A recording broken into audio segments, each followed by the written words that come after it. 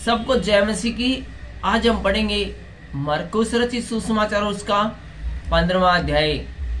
और इस अध्याय में हम देखेंगे पिलातुस के सामने यीशु और मृत्यु दंड की आज्ञा और सैनिकों द्वारा यीशु का अपमान भी हम देखेंगे और यीशु का क्रूस पर चढ़ाया जाना भी हम देखेंगे। और साथ ही साथ हम देखेंगे यीशु का प्राण त्यागना। और इस अध्याय के अंत में हम देखेंगे यीशु का गाड़ा जाना। तो आइए शुरू करते हैं मरकुस रचित सुसमाचार उसका 15वां अध्याय की पहली आयत। पिलातुस के सामने यीशु। भोर होते ही तुरंत प्रधान याजकों, पुरनियों और शास्त्रियों ने वरन सारी महासभा ने सलाह करके यीशु को बंधुआया और उसे ले जाकर पिलातुस के हाथ में सौंप दिया। सुबह सुबह ही जैसे ही सुबह हुई, यीशु मसीह को जो उसके विरोधी थे उन सब ने सलाह मशवरा करके उसको बंधवा दिया और उसको पिलातुस को ले जाकर सौंप दिया। पिलातुस ने यीशु से पूछा, क्या तू यहूदियों का राजा है? यीशु ने उत्तर दिया, तू आप ही कह रहा है। प्रधान याजक उस पर बहुत बातों का दोष लगा रहे थे।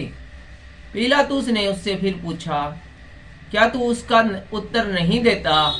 देखिए तुझ पर कितनी बातों का दोष लगाते हैं। पिलातुस ने यीशु मसीह से कहा कि तेरे ऊपर कितने सारे आरोप लगे हैं, कितनी बातें तुम्हारे खिलाफ कही गई है, लेकिन तुम चुपचाप खड़े हो, किसी भी बात का जवाब नहीं दे रहे हो। कुछ बोलो, आप तुम्हारे खिलाफ जो गवाही दे रही है उसके पक्ष में कुछ कहो, क्योंकि ये अंतिम समय है।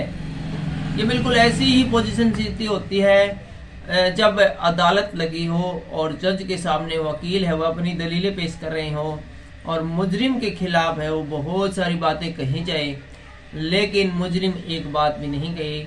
यहाँ पर यीशु मसीह है, वो मुजरिम नहीं है, लेकिन वो कटघरे में खड़ा हुआ है और लोग उसको जबरदस्ती मुजरिम बनाए बैठे हैं। तो पिलातुस उसको बचाना चाहता था, इसलिए उससे कहता था कि तू कोई तो बात कहे जिसको मैं आधार बनाकर तुझे निर्दोष ठहरा सकूं। ये बिल्कुल ऐसी पोजीशन है कि सपोज करो कि कोई अध्यापक है, वो बच्चों की परीक्षा ले और 40 बच्चे परीक्षा में बैठे और उसने सोच लिया हो कि 35% वाले तो पास होते हैं, लेकिन किसी ने 20% का भी काम किया है, 15% का भी काम किया है, तो मैं उसको पास कर दूंगा। यदि 15% 20% प्रश्नों के उत्तर सही दिए तो पास कर दूंगा, लेकिन उसने कुछ लिखा जरूर हो अर्थात सवालों के जवाब जरूर दिए हो, सीटें हैं वो भरी हुई हो, चाहे गलत ही भर दिए हो, चाहे कुछ भी लिख दिए हो, ताकि मैं उस लिखाई को आधार बनाकर, उन्होंने जो बहुत सारी सीट भर दी है उसको आधार बनाकर उस बच्चे को नंबर दे दूं। इसी प्रकार यहाँ पर जज है वो चाहता है कि यीशु मसीह कुछ भी बोल दे, उसके खिलाफ जो गवाहियां दे रही है उसके बारे में कुछ भी बोल दे, ताकि उस कुछ भी बोली बात गई को वो आधार बनाकर यीशु मसीह को सही साबित कर सके। लेकिन यीशु मसीह लगातार चुप रहे। 5वीं आयत में हम देखते हैं यीशु ने फिर कुछ उत्तर नहीं दिया, यहाँ तक कि पिलातुस को बड़ा आश्चर्य हुआ। यीशु मसीह ने कोई भी उत्तर नहीं दिया और इस पर पिलातुस से बड़ा आश्चर्यचकित रह गए। और 6ठी आयत में हम देखते हैं मृत्यु दंड की आज्ञा। पिलातुस उस पर्व में किसी एक बंदी को जिसे वे चाहते थे, वे कौन? लोग चाहते थे, ठीक है, जिसको लोग चाहते थे उसको पिलातुस है किसी एक बंदी को, जिस कैदी को लोग चाहते थे उनके लिए छोड़ दिया करता था। पिलातुस ने कहा था भाई त्योहार का मौका है अभी, और इस त्योहार के मौके पर एक सिस्टम था कि जिसको भी लोग चाहते थे 1-2 आदमी को छोड़ देते थे उनके कहने से। बरअब्बा नाम का एक मनुष्य उन बलवाइयों के साथ बंदी था। बरअब्बा नाम का भी एक कैदी उसमें जो बाकी कैदियों के साथ था, जिन्होंने बलवे में हत्या की थी, जिन्होंने कि किसी बड़े झगड़े में, बड़े विद्रोह में किसी की हत्या कर दी थी। और भीड़ उस पर जाकर उससे विनती करने लगी कि जैसा तू हमारे लिए करता आया है वैसा ही कर। और भीड़ उससे विनती करने लगी कि भाई ऐसा है पिलातुस जी कि तुम जैसा हमेशा एक दो बंदे को हमारे लिए छोड़ देते थे हमारे कहने पे, इस बार भी तुम किसी एक को छोड़ना। तो पिलातुस ने उनको उत्तर दिया, क्या तुम चाहते हो कि मैं तुम्हारे लिए यहूदियों के राजा को छोड़ दूं? तो वहां पर है वो पिलातुस उससे पूछता है कि क्या तुम चाहते हो कि मैं तुम्हारे लिए यहूदियों के राजा को छोड़ दूं, अर्थात यीशु मसीह को छोड़ दूं, क्योंकि वह जानता था कि प्रधान याजकों ने उसे दाह से पकड़वाया है, क्योंकि उसको पता था कि प्रधान याजकों ने उसे जबरदस्ती और झूठ मूठ करके ने उसको पकड़ाया है। इसलिए उसने कहा था क्या मैं तुम्हारे लिए यहूदियों के राजा को छोड़ दूं। परंतु प्रधान याजकों ने लोगों को उभारा कि वह बरअब्बा को ही छोड़ने के लिए कहे। लेकिन जो वहां पर जो ऊंचे पदों पर जो बंदे बैठे हुए थे उन्होंने लोगों को चुपके से कहा कि तुम्हें बरअब्बा को ही छोड़ने के लिए बोलना, यीशु मसीह को नहीं। यह सुन पिलातुस ने उनसे फिर पूछा, तो जिसे तुम यहूदियों का राजा कहते हो उसको मैं क्या करूं? वे कहते नहीं बरअब्बा को ही छोड़ो जी। तो वो कहता फिर जी जो यहूदियों का राजा है इसका मैं क्या करूं? वे फिर चिल्लाए, जो सभा थी जो वहां पर लोग इकट्ठे हो रखे थे वे फिर सभी चिल्लाए, उसे क्रूस पर चढ़ा दे।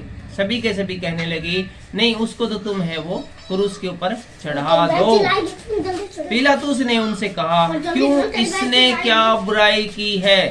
पिलातुस जो जज था वो बोला क्यों चढ़ाओ इसको सूली पर, ये तो बताओ इसने कौन सी बुराई की है। परंतु वे और भी चिल्लाए, उसे क्रूस पर चढ़ा। पूरी जनता है वो और भी जोर जोर से चिल्लाने लगे कि नहीं, कसूर किया हो नहीं किया हो इस बातों को छोड़ो, इस यहूदियों के राजा को यीशु मसीह को क्रूस के ऊपर चढ़ा दे। तब पिलातुस ने भीड़ को प्रसन्न करने की इच्छा से बरअब्बा को उनके लिए छोड़ दिया और यीशु को कोड़े लगाकर सौंप दिया कि क्रूस पर चढ़ा जाए। बरअब्बा बोले ठीक है भाई, तुम जैसा कहते हो मैं वैसा कर देता हूँ। उन्होंने लोगों की खुशी के लिए बरअब्बा को छोड़ दिया और यीशु मसीह को जो है कोड़े लगाए और उसको है छोड़ दिया कि क्रूस के ऊपर चढ़ाया जाए। हम आगे देखते हैं क्या है, और आगे हम आ गए हैं 16वीं आयत में, और यहाँ पर जो शीर्षक है वो है सैनिकों द्वारा यीशु का अपमान। सैनिक उसे किले के भीतर के आंगन में ले गए। सैनिक यीशु मसीह को यहाँ से इस अदालत से निकाल कर कोड़े मार कर जो किले का आंगन था वो वहां पर ले जाते हैं जो प्रीटोरियम कहलाता है, और सारी पलटन को बुला लाए, और बहुत सारी जितनी पलटन थी सभी को वो बुला लाए। और 17वीं आयत में हम देखते हैं तब उन्होंने उसे बैंजनी वस्त्र पहनाया और कांटों का मुकुट गूंथ कर उसके सिर के ऊपर रख दिया। जब वो किले के भीतरी आंगन में ले आए और सारी पलटन है वो इकट्ठी हो गई, तो इसके बाद उन्होंने कांटों का मुकुट गूंथ कर उसके सिर पर रख दिया और बैंजनी वस्त्र है वो पहनाए, और यह कहकर उसके नमस्कार करने लगे, हे यहूदियों के राजा नमस्कार। और वे उसके सिर पर सरकंडे मारते और उस पर थूकते और घुटने टेक कर उसे प्रणाम करते। अर्थात हम देख रहे हैं कि कभी उसको नमस्कार कहते, कभी यहूदियों का राजा कहते, कभी उसको दंडवत होकर प्रणाम करते। यहाँ पर हम कह सकते हैं कि वो हर प्रकार से यीशु को है वो बेइज्जती कर रहे थे, उसका मजाक उड़ा रहे थे। जब वे उसका ठट्ठा कर चुके और बहुत देर तक जब यीशु मसीह के साथ है वो खेल चुके, उसके साथ है वो हर प्रकार से मजाक कर चुके, तो उस पर से बैंजनी वस्त्र उतार कर उसी के कपड़े पहनाए। उसके बाद है जो बैंजनी वस्त्र उन्होंने पहनाए थे उनको उतार दिया, और यीशु मसीह के जो ओरिजिनल कपड़े जो पहले से ही पहने हुए था वही उसको दोबारा से पहनाए, और तब उसे क्रूस पर चढ़ाने के लिए बाहर ले गए। उसके बाद उसे क्रूस पर चढ़ाने के लिए, यीशु मसीह को क्रूस पर चढ़ाने के लिए जिस आंगन में, किले के आंगन में लेकर गए थे उसे बाहर ले आए। और आगे हम देखते हैं 21वीं आयत से क्या लिखा है, यीशु का क्रूस पर चढ़ाया जाना। सिकंदर और यूरोप का पिता समौन,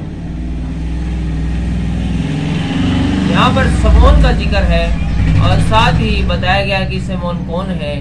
तो सिमोन को का परिचय ज़्यादा गहराई से देने के लिए यहाँ पर बताया गया सिकंदर और रुफूस का पिता है सिमोन, और एक कुरूनी मनुष्य जो गांव से आ रहा था उधर से निकला, उन्होंने उसे बेगार में पकड़ा कि उसका क्रूस उठा ले चले। तो 21वें आयत में यही लिखा है कि एक सिमोन आदमी था, सिमोन नाम का आदमी था, और एक कुरेनी आदमी था, और उनको बेगार में पकड़ा कि यीशु मसीह का क्रूस उठाकर वो चले। वे यीशु को गुलगुत्ता नामक जगह पर, जिसका अर्थ है खोपड़ी की जगह, लाए एक जगह का नाम है खोपड़ी की जगह, उस जगह पर यीशु मसीह को वो ले आए। वहां उसे मुर मिला हुआ दाखरस देने लगे। वहां पर यीशु मसीह को है वो रैद होती है जो गुमड़ी में से निकलती है, वो मिलाया हुआ उसको पिलाया। उसको यीशु मसीह को पीने के लिए उनको ये दिया। वहां उसे मुर मिला हुआ दाखरस देने लगे, परंतु उसने नहीं लिया। यीशु मसीह ने उस दाखरस को नहीं पिया।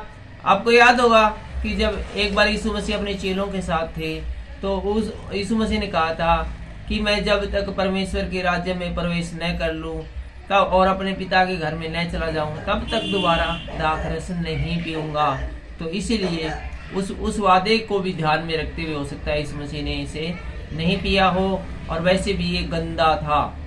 तब उन्होंने उसको क्रूस पर चढ़ाया और उसके कपड़ों पर चिट्ठियां डालकर कि किसको क्या मिले बांट लिया। इसके बाद यीशु मसीह को क्रूस पर चढ़ा दिया जाता है और उसके कपड़ों को आपस में बांट लिया जाता है, और बाकायदा चिट्ठियां डाली जाती है कि यीशु मसीह का कौन सा कपड़ा किसको मिलेगा। इससे हम आइडिया लगा सकते हैं कि यीशु मसीह ने जो कपड़े पहने थे वो बहुत ही कीमती थे और यादगार भी थे, क्योंकि वो यीशु मसीह के कपड़े थे, और वो वही कपड़े थे जिनको छूने मात्र से ही लोग हैं वो चंगे हो जाते थे।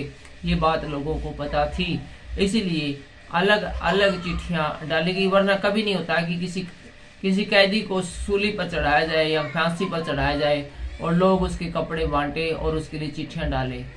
वो तभी हो सकता है जब वो यीशु मसीह के कपड़े हों और बेशकीमती हो, और जिनके छूने मात्र से ही बड़े बड़े रोग है वो चंगा हो जाते हो। और 25वीं आयत से लिखा है, और एक पहर दिन चढ़ आया था जब उन्होंने उसको क्रूस पर चढ़ाया। जब पहला पहर का समय था उस समय है वो दिन, उस समय यीशु को सूली पर चढ़ाया था। आजकल हम समझते नहीं पहला पहर, दूसरा पहर, तीसरा पहर, तो दोपहर का मतलब तो 12 बजे से होता है, तो पहला पहर का मान ले हम समझ सकते हैं कि 8-9 बजे का हो सकता है टाइम हो। इस बारे में हम ठीक से कुछ नहीं कह सकते, क्योंकि हम जो मॉर्निंग इवनिंग ये चीज़ें में ज़्यादा समझने लगे हैं, सुबह शाम इन वर्डों को ज़्यादा समझने लगे हैं। और ये पुराने समय में होता था, दोपहर है वो दूसरा पैर है, तीसरा पैर है, चौथा पैर है, तो ये मान सकते हैं कि सुबह 9-10 बजे का हो सकता है टाइम हो। और उसका दोष पत्र लिखकर उसके ऊपर लगा दिया यहूदियों का राजा। और यीशु मसीह के जो दोष पत्र भी लिखते थे उसमें भी इस व्यक्ति को किस वजह से सूली पर चढ़ाया जा रहा है या मृत्युदंड दिया जा रहा है, तो इसका जो दोष था वो ये था कि ये यहूदियों का राजा था।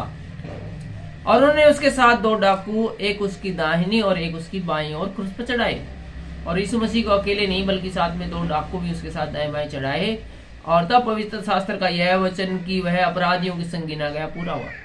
और ऐसा करने के द्वारा यशायाह भविष्यवक्ताओं ने जो भविष्यवाणी की थी या पवित्र शास्त्र में पुराने नियम में जो बातें कही गई थी वे पूरी हुई कि वह कैदियों के साथ है, वो है अपराधियों के साथ है वो गिना गया।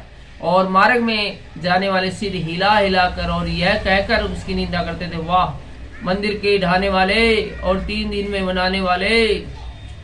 और लोग उसका मजाक भी उड़ा रहे थे, यही है वो जो मंदिर को ढाने वाला था और 3 दिन को बनाने वाला था। क्रूस पर से उतर कर अपने आप को तो बचा ले। तो वे कहने लगे, कह रहा था 3 दिन में मंदिर को दोबारा बना दूंगा, 1 सेकंड में डाल दूंगा, बड़ी बड़ी बातें कर रहा था, तो अपने आप को तो बचा ले, सूली पर से उतार के फिर बना लिए मंदिर। तो इस प्रकार से वो यीशु मसीह का मजाक उड़ा रहे थे।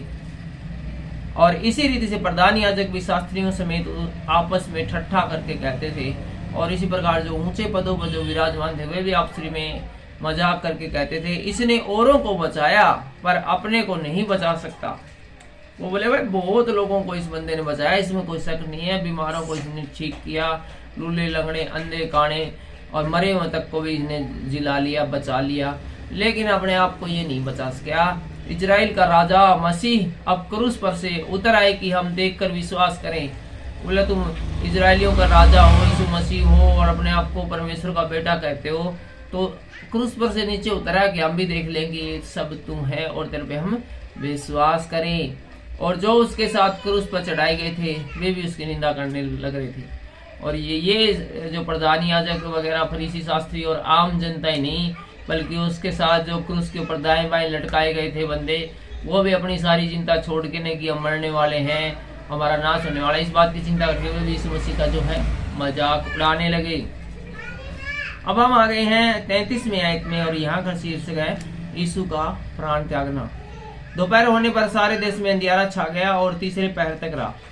दोपहर होने तक जैसे ही सुबह का समय समाप्त हुआ, दोपहर शुरू हुई, उसमें से लेकर और तीसरे पहर तक अंधियारा छाया रहा। और तीसरे पहर यीशु ने बड़े शब्द से पुकार कर कहा, इलोई इलोई लमा सबक्तनी, इलोई इलोई सबक्तनी, जिसका अर्थ यह है, हे मेरे परमेश्वर, हे मेरे परमेश्वर, तूने मुझे क्यों छोड़ दिया। जो पास खड़े थे उनमें से कुछ ने यह सुनकर कहा, देखो वह एलिया को पुकारता है। और एक ने दौड़कर स्पंज को सिरके में डुबोया और सरकंडे पर रखकर उसे चुसाया और कहा, ठहर जाओ, देखें एलिया उसे उतारने के लिए आता है कि नहीं। तब यीशु ने बड़े शब्द से चिल्लाकर प्राण छोड़ दिए और मंदिर का पर्दा ऊपर से नीचे तक फटकर दो टुकड़े हो गया। जो सूबेदार उसके सामने खड़ा था, जब उसे यूं चिल्लाकर प्राण छोड़ते देखा तो उसने कहा, सचमुच यह मनुष्य परमेश्वर का पुत्र था। कई स्त्रियां भी दूर से देख रही थी। उनमें से मरियम मगदलीनी, छोटे याकूब और यीशु की माता मरियम और सलोमी थी। जब वह गलील में था तो ये उसके पीछे हो लेती थी और इसकी सेवा टहल किया करती थी। और अन्य बहुत सी स्त्रियां भी थी जो उसके साथ यरूशलेम में आई थी। यानी जब परमेश्वर के पुत्र यीशु मसीह को क्रूस पर चढ़ा दिया गया था, उस समय बहुत सारे लोग जिनके कि अभी नाम लिए गए थे इस दृश्य को देखने के लिए वहां पर उपस्थित थे। इस अध्याय के हम अंतिम पड़ाव पर आ गए हैं और हम पहुंच गए हैं 42वें आयत में और यहाँ का शीर्षक है यीशु का गाड़ा जाना। जब संध्या हो गई तो इसलिए कि तैयारी का दिन था जो सब्बत के एक दिन पहले होता है, अरिमतिया का रहने वाला यूसुफ आया जो महासभा का सदस्य था। एक महासभा का सदस्य आता है जिसका नाम है यूसुफ था और वह भी परमेश्वर के राज्य की बाढ़ चोरा था। वो भी परमेश्वर को मानने वाला, परमेश्वर का भय मानने वाला व्यक्ति था। वह हियाव करके पिलातुस के पास गया और यीशु का सब मांगा। उस व्यक्ति की बड़ी चलती थी, बड़ा अमीर टाइप का व्यक्ति था और राजघराने में भी उसकी चहल पहल थी। इसलिए वो पिलातुस के आया और यीशु का सब मांगा। पिलातुस को आश्चर्य हुआ कि वह इतने शीघ्र मर गया और उसने सूबेदार को बुलाकर पूछा, क्या उसको मेरे मरे हुए देर हुई? जब उसने सूबेदार के द्वारा हाल जान लिया तो सब यीशु को दे दिया। तो पिलातुस को बड़ा आश्चर्य हुआ, इतनी जल्दी प्राण निकल गए उसके। हमें तो उम्मीद थी कि बड़ी देर लगेगी उसको मरने में। और बोला ठीक है भाई, दे दो इसका शव। और उसका शव यीशु मसीह का शव है, इस बंदे को दे दिया जिसका नाम था यूसुफ था। तब उसने मलमल की एक चादर मोल ली और शव को उतार कर उस चादर में लपेटा। और उस बंदे ने एक मलमल की चादर मोल ली थी या उस समय ले ली और यीशु का शव क्रूस पर से निकालकर उसमें लपेट लिया और कब्र में जो चट्टान में खोदी गई थी रखा। और एक कब्र जो पहले से चट्टान में खोदी गई थी उसमें उसका शव को रख दिया और कब्र के द्वार पर एक पत्थर लुढ़का दिया और एक बहुत बड़ा पत्थर है वो गुफा के द्वार पर लुढ़का दिया। मरियम मगदलीनी और यूसुफ की माता मरियम देख रही थी कि वह कहाँ रखा गया है। तो यहाँ पर दो स्त्रियां हैं, वो इस सब को देख रही थी कि इस मसीह को कहाँ रखा गया है। इस सीरीज का अर्थात मरकुस रचित इस सीरीज का अंतिम अध्याय हम अगले वीडियो में पढ़ेंगे और ये अध्याय रहेगा हमारा 16वां अध्याय। और इस अध्याय में हम देखेंगे अगले वीडियो में यीशु का पुनरुत्थान, मरियम मगदलीनी को यीशु का दिखाई देना और दो चेलों का यीशु को दिखाई देना। और साथ साथ हम देखेंगे यीशु के इस 11 को यीशु दिखाई देना, 11 चेलों को यीशु मसीह दिखाई देना और यीशु का सर्वाग्रोहण में अगले वीडियो में देखेंगे। लेकिन ये सब होगा अगले वीडियो में। फिलहाल के लिए इतना ही। वीडियो अच्छा लगा तो आप वीडियो को लाइक कर सकते हैं। परमेश्वर आपके जीवनों में शांति और आशीष निरंतर बनाए रखे। सबको जय मसीह की जय हिंद दोस्तों।